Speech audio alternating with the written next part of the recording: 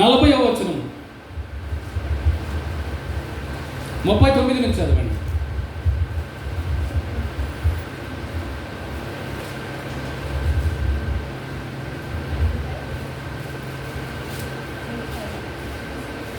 ఇరవై 27వ అధ్యాయము మత్తయి సువార్త 39వ వచనము నుంచి.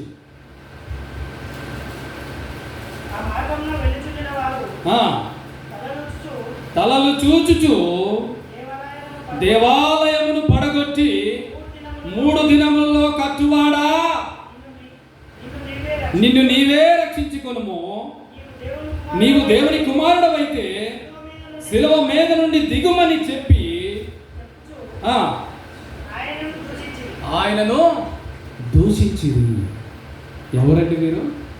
దారిన పోయిన దానయ్యలు కూడా యేసు ప్రభువును చూసి ఎక్కిరించడం మొదలు పెడుతున్నారు.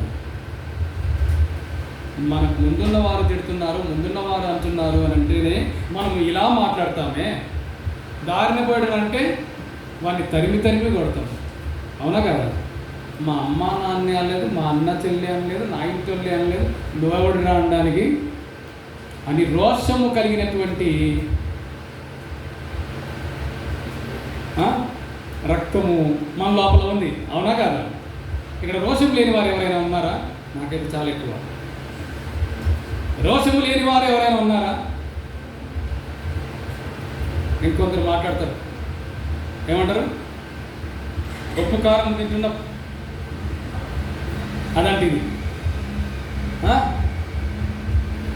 సీముని ఎత్తురున్నది అంటారు. ఏదేదో మాట్లాడతారు. అంటే ఒక మాటను తట్టుకోలేరు. ఈయన ఏమంటున్నారు? ఈ దారిన పోయేవారు ఏమంటున్నారు చూడండి. ఆయన వైపు చూసి దేవాలయమును పడగొట్టి 3 దినములలో కడుతాదన్నవాడా, నువ్వు ఆ శిలువ నుంచి దిగిరమ్మని దూషిస్తున్నారు. ఏమంటున్నారండి? చూడండి, నీవు దేవుని కుమారుడు అయితే శిలువ మీద నుండి దిగుమని చెప్పుచు ఆయనను దూషించడము అని అంటే తిట్టడమేనా? మామూలుగా మనకు వినబడినట్టు మాట్లాడితే ఏమన్నావు ఎవరైనా. మొన్న ఒక షాప్లోకి వెళ్ళినాం. మేమందరం ఒక షాప్లోకి వెళ్తే మామూలుగా నవ్వుకున్నామండి. నవ్వుకుంటే పక్కనున్న ఆవిడ ఎంత కోపం వచ్చేసిందో అనుకో. ఎందుకు నవ్వుతున్నారు మీరు అని వచ్చేసింది మీదికి. అంటే ఆమెను చూసి ఏదో జోక్ వేసుకొని నవ్వుకున్నాం అనుకొని ఆమె బాధ. జోకులు వేసుకోవడానికి ఆమె కావాలి. నన్ను ఏమనుకున్నారో చాలామందికి ఇటువంటివి ఉంటాయి మనసు లోపల. అటువైపుగా చూసుకుంటూ నన్నెందుకు చూసుకుంటూ పోతా ఉన్నారు. మన లోపల ఇటువంటి ఇది స్టార్ట్ అవుతాయి. నన్నే ఎందుకు చూసి నవ్వుతున్నారు. మామూలుగా చూసి ఇటు మాట్లాడాను, నన్ను చూసి ఏమో చెప్తుంది, నన్ను చూసి ఏమో అంటుంది. దారిగా పోతా ఉంటున్నాము. నేను సపోజ్ నా పక్కనే ఎవరో పోతా ఉంటున్నాము. ఇటు పక్కన మా వెంకటేశ్వర బామ్మర్ది కాబట్టి వాడి మీద తెస్తుంది. అక్కడ నిల్చున్నాడు. వాడిని చూసి తిన్న అర్జున్ అన్నాను అనుకోండి. ఏంటి మా బావ నన్ను చూసి మా బావకి ఏదో చెప్తుంది. సాధారణంగా ఇటువంటి ఆలోచన. ఒకవేళ నేను మాట్లాడితే సరే ఏమో చెప్పినాం అర్జున్ బావ, ఆ మనిషికి ఏమో చెప్పినాం ఇందాక నన్ను చూసుకుంటా అని అడుగుతారు. ఒకవేళ నా దగ్గరికి వచ్చి మాట్లాడే అది లేకపోతే ఆ పక్కనున్న వ్యక్తి దగ్గరికి వెళ్ళి ఏమంటాడు, నీకు అప్పుడు నన్ను చూసుకుంటే ఏం చెప్పిండు ఆయన? అది తేలాల. ఏం చెప్పలేడు, ఏం చెప్పిండు? లేదు ఏదో చెప్పిండు. ఏమి చెప్పలేడురా బాబు అని. లేదు నేను చూసిన, నన్ను చూసి నీకు ఏదో చెప్పిండా చెప్పు. నాకు వీడు చెప్తాడా సస్తాడా? చావాల్సిందే. వీళ్ళు ఈ దారిన పోయేవారు చూడండి. ఎవరాలు? 39వ వచనం. ఆ మార్గమున వెలుచుండిన వారు దేవాది దేవుని కుమారుడు అయినటువంటి యేసు ప్రభు వారు ఆయన మాట ఏమంట? నేనే మీకు ప్రాణము పెట్టే కాపరిని నేను ప్రాణం పెడుతున్నాను, ఆ ప్రాణం ఇచ్చుటకు నాకు అధికారం కలదు, ఆ ప్రాణము తీసుకున్నట్టు నాకు అధికారం కలదు అని ప్రాణము పెట్టినటువంటి యేసు ప్రభు వారిని చూసి వారు అంటున్నారు చూడండి. అంటే దేవాలయమును పడగొట్టి 3 దినముల్లో కట్టువాడా, నిన్ను నీవు రక్షించుకొనుము, నీవు దేవుని కుమారుడవైతే శిలువ మీద నుండి ఏమంటా దిగుమని చెప్పుచు తిడుతున్నారండి. మామూలుగా చూసి చెప్తేనే సహించని మనుషులం మనము తిడితే ఊరుకుంటామా? సహించాడండి. ఎందుకొరకు? ఇష్టమైంది. దేవుడు మన కొరకు యాగము కావలసి ఉంది. దేవుడు నీ కొరకు నా కొరకు ప్రాణము పెట్టవలసి ఉందండి. ఆ ప్రాణం పెట్టినటువంటి యేసయ్య మరలా తిరిగి ఈ దినమున వేచాడండి. అందుకనే ఏమంటున్నారు?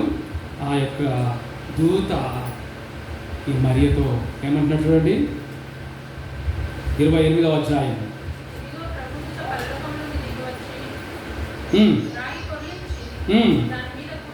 కూర్చుండేను.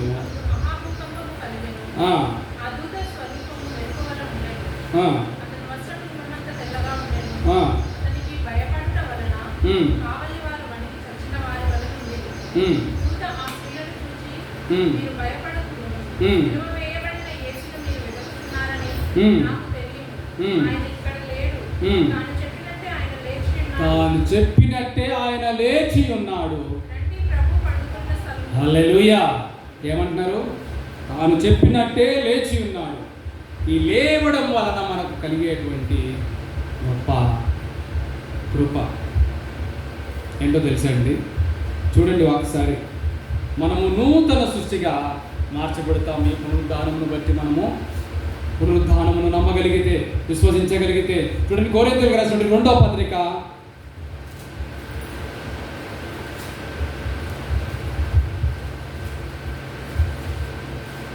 5వ అధ్యాయము 17వ వచనము. ఎవడైనను క్రీస్తునందున్న ఎడల వాడు నూతన సృష్టి, పాతవి గతించెను, ఇదిగో కొత్తవాయను. హల్లెలూయా, హల్లెలూయా. ఏంటంట? ఎవడైనను క్రీస్తునందున్న ఎడల. క్రీస్తునందుండడం వల్ల ఏంటి? ఎలా ఆయన యందు ఉండడం? మనము ఆయనే నీ కొరకు నా కొరకు ప్రాణం పెట్టి ఉన్నాడు, నా పాపములను క్షమించి వేశాడు, మరణించాడు, తిరిగి లేచి ఉన్నాడు అని విశ్వసించగలిగితే వారు నూతన సృష్టి. పాతవి గతించను. ఏంటా పాతవి? నీ పాత రోత జీవితము, నీ పాత రోత జీవితము. నువ్వు మునుపు ఎటువంటి వాడవో, మునుపు ఎటువంటి దానవో, ఎటువంటి జీవితమును జీవించావో, అయినప్పుడు నీవు దేవుని నమ్మితే, దేవుని యందు విశ్వాసం ఉంచితే నీవు నూతన సృష్టిగా తీర్చబడతావు. హల్లెలూయా. ఈ పునరుద్ధారంలో ఉన్నటువంటి గొప్ప అద్భుతమైనటువంటి శక్తి ఏంటో తెలుసా? నూతన సృష్టిగా మనము మార్చబడతామండి. అది తెలియక మనం ఇంకా పాప స్థితిలోనే ఉండడానికి ఆశను కలిగి ఉంటాం. ఈ పునరుద్ధానము వల్ల ఇంకోటి ఏంటో తెలుసా? సాతాను పైన అధికారం ఉంటుంది. నేను ముగించేస్తాను, 10 నిమిషాల్లో ముగించేస్తాను. సాతాను పైన ఏముంటుంది? అధికారమును కలిగి ఉంటాం. యోహాను గారు రాసిన మొదటి పత్రిక 4వ అధ్యాయము 4వ వచనము.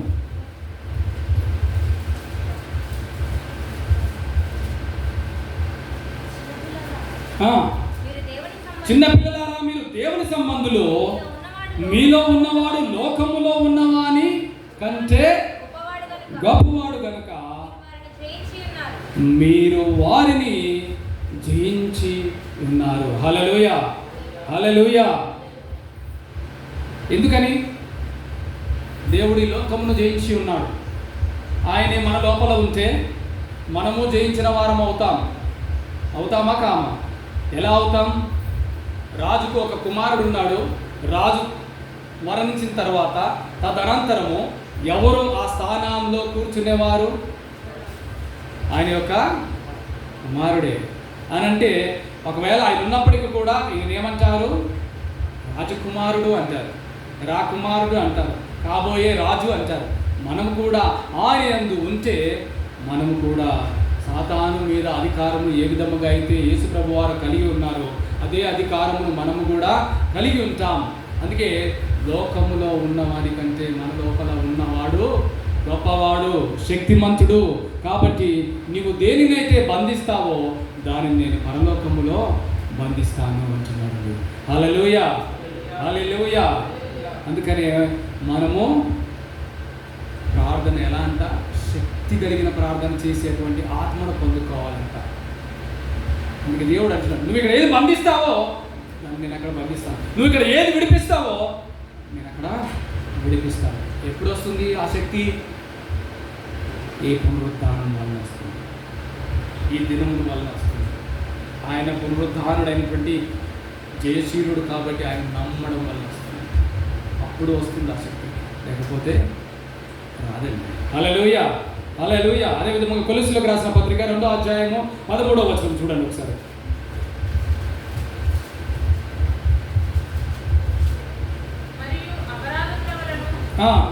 శరీరమందు సున్నతి పొందక ఉండుట వలన మీరు మృతులై ఉండగా మన మీద రుణముగాను మనకు విరోధముగాను ఉండిన అది అలా సర్వాలి ఏంటంట, మన మీద చూడండి చదవండి మళ్ళీ ఒకసారి.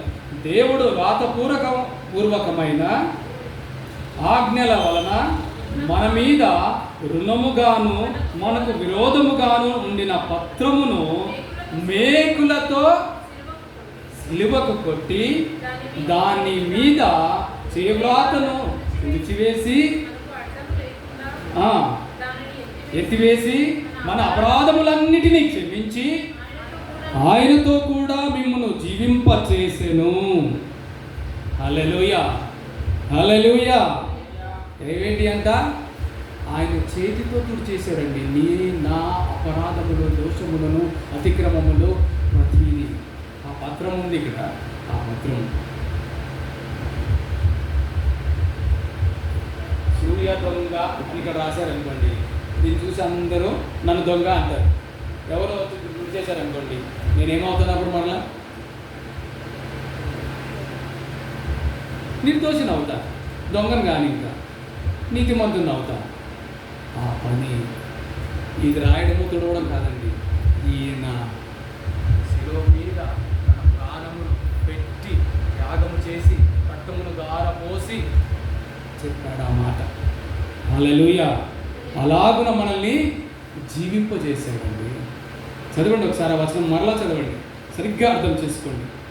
దేవుడు రాతపు రూపకమైన ఆజ్ఞల వలన మన మీద రుణముగాను మనకు విరోధముగాను ఉండిన పత్రమును మేకులతో సిలువకు కొట్టి దాని మీది చేవ్రాతను తుడిచివేసి మనకు అడ్డము లేకుండా దానిని ఎత్తివేసి మన అపరాధములన్నిటినీ క్షమించి ఆయనతో కూడా మనల్ని అందరినీ జీవింపచేశాడండి. మన దేవుడు జీవిస్తున్నాడా? జీవించువాడేనా? సజీవుడేనా? లివింగ్ గాడేనా? అవునా కాదా? మరణంలో లేడు కదండి, మరణించి లేడు కదండి, మరణించి తిరిగి లేచాడు. సజీవుడు, లివింగ్ గాడ్ ఆఫ్ గాడ్. అందుకనే నేను వెతికి లివింగ్ గాడ్ అని చెప్తున్నాను. సజీవుడైన దేవుణ్ణి ఆరాధించే సంఘము మన సంఘము. హల్లెలూయా, హల్లెలూయా.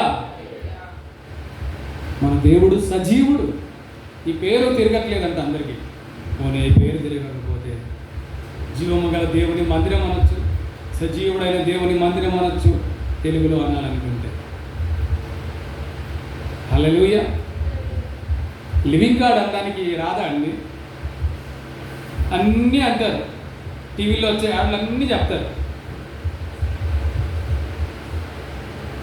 ఇంగ్లీష్లో పెట్టినటువంటి సబ్బు పేరు చెప్తారు చిన్న పిల్లలకు, జాన్సన్ అండ్ జాన్సన్ అని. అది తిరుగుద్ది. Johnson and Johnson baby soap. ఇప్పుడు కాదు, అది ఎప్పటి నుంచో ఉంది కదా.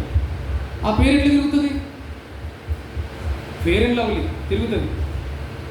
నీ లవ్లీ ఉంటుందో లేదో తెలియదు అయ్యా, ఈయన నమ్మితే నీ లవ్లీ ఉంటుంది.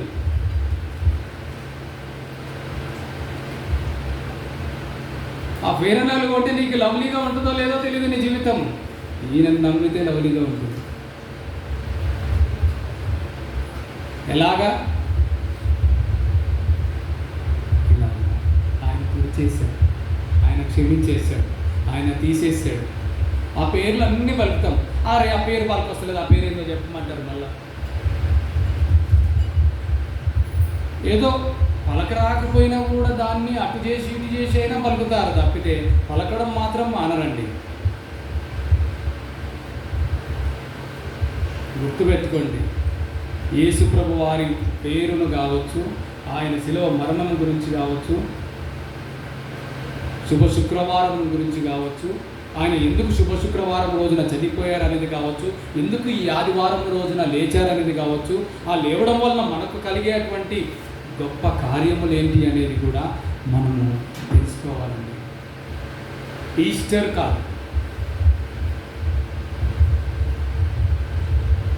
హల్లెలూయా హల్లెలూయా. అదే విధముగా ఆ పునరుద్ధానము వలన మనకు జీవం ఉంటుందండి, అక్షయత ఉంటుందండి. హల్లెలూయా. తిమోతికి రాసినటువంటి 2వ పత్రిక 1వ అధ్యాయము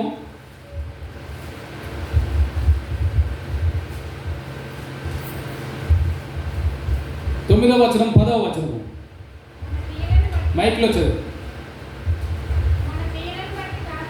మన క్రియలను బట్టి కాక తన స్వకీయ సంకల్పమును బట్టి అనాది కాలముననే క్రీస్తు యేసు నందు మనకు అనుగ్రహింపబడినది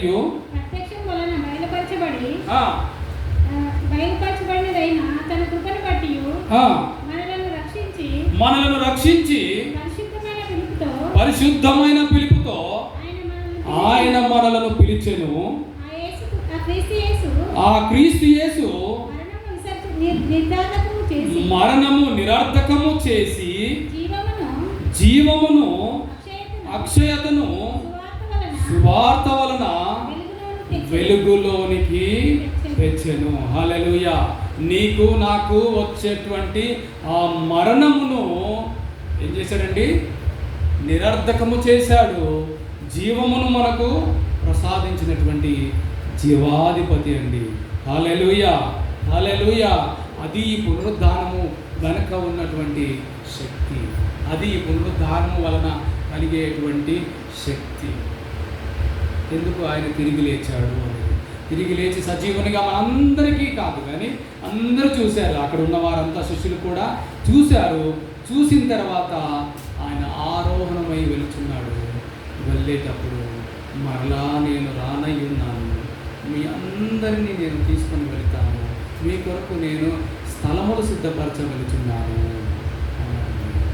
మనందరము రక్షణ పొందాలి ఆయన ఆశ, మనందరము రక్షించబడాలి ఆయన ఆశ, మనందరం ఒక మందగా ఏర్పాటు కావాలి ఆయన ఆశ, మనందరం ఒక సంఘముగా ఏర్పాటు కావాలి ఆయన ఆశ, మనందరికీ ఆయన శిరస్సై ఉండాలి ఆయన ఆశ. కాబట్టి ఆయన మరలా రాబోతా ఉన్నాడు, ఆ సమయం సమీపముగా ఉన్నది. దాని యందు మనం నిరీక్షణ కలిగి ఉండాలండి. ఆ నిరీక్షణ మనందరికీ ముందులాగిన ప్రార్థన చేద్దాం. కొరింథీయులకు రాసినటువంటి 1వ పత్రిక ముగించేస్తాను, అయిపోయింది. 1వ పత్రిక 15వ అధ్యాయము 17వ వచనం నుంచి.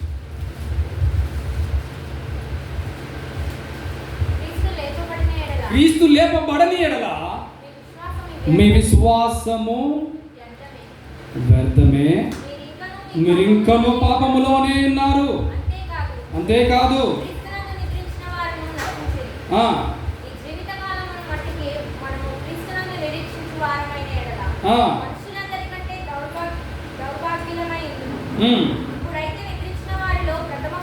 ఇప్పుడైతే నిద్రించిన వారిలో ప్రథమ ఫలముగా క్రీస్తు మృతులలో నుండి లేపబడి ఉన్నాడు. మనుషుని ద్వారా మరణము వచ్చెను కనుక మనుషుని ద్వారానే మృతుల పునరుద్ధానము కలిగెను. ఆదామునందు అందరూ ఎలాగూ మృతి పొందుచున్నారు అలాగనే క్రీస్తునందు అందరూ బ్రతికించబడుదురు. ప్రథమ ఫలము క్రీస్తు, తర్వాత క్రీస్తు వచ్చినప్పుడు ఆయన వారు బ్రతికింపబడుదురు. మొదటిగా ప్రారంభించినప్పుడు మనం అందరము ఆదాము వలన చచ్చిన వారమై ఉన్నాము, మరణించిన వారమై ఉన్నాము. ఆ మరణము నుంచి మనల్ని అందరినీ కొరకు ఆయన ప్రాణం పెట్టి తిరిగి లేపబడి ఉన్నాడు. ఎలాగున ఆయనైతే ప్రథమ ఫలముగా లేపబడి ఉన్నాడో ఎలాగో అది మనం విశ్వసిస్తాము. ఆ విశ్వాసము లేకపోతే మనము ఇంకా పాపములో ఉన్నవారమే. అందుకే ఆనాడు ఆదాము అవ్వ చేసిన పాపము నుంచి మనము విడిపించబడాలి అని అంటే ఈయన దిగి రావాల్సి వచ్చి ఉంది. ఈయన దిగి వచ్చి ఉన్నాడు, మన అందరి కొరకు ప్రాణం పెట్టి ఉన్నాడు, మన అందరి కొరకు మరణించి ఉన్నాడు. మరలా మనం అందరినీ జీవింపచేయుటకు ఆయన సజీవముగా లేచి ఉన్నాడు. హల్లెలూయా, హల్లెలూయా. అది మనం విశ్వసించి నమ్మి ఆయన మరలా మన కొరకు రానై ఉన్నాడు, తనతో పాటు ఉండుటకు తీసుకొని కొనిపోబడుటకు. ఇది పునరుద్ధానము యొక్క సందేశం, ఇది పునరుద్ధానం యొక్క విలువ. It's not Easter. ఈస్టర్ అనేది రోమియోలు జరుపుకుంటున్నటువంటి పండుగలలో ఒక పండుగ. అది కూడా దీంట్లో సగం మంది అటుకుంటారు, సగం మంది ఇటుకుంటారు. నామకార్థంగా ఉండేటువంటి క్రైస్తవులు ఇప్పుడు ఎలాగునా ఉన్నారో అప్పుడు కూడా ఉన్నారండి, అప్పుడు కూడా ఉన్నారు. అందుకే సగం అది సగం ఇది కలుపుకొని జరుపుకుంటారంట. అర్థమైందా? దానినే ఎక్కువగా చెలామణి చేశారు,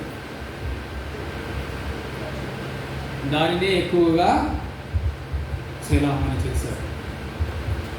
అసలు పునరుద్ధాన పండుగ వెనుక ఉన్నటువంటి శక్తి, బలము, జీవము అక్షయత.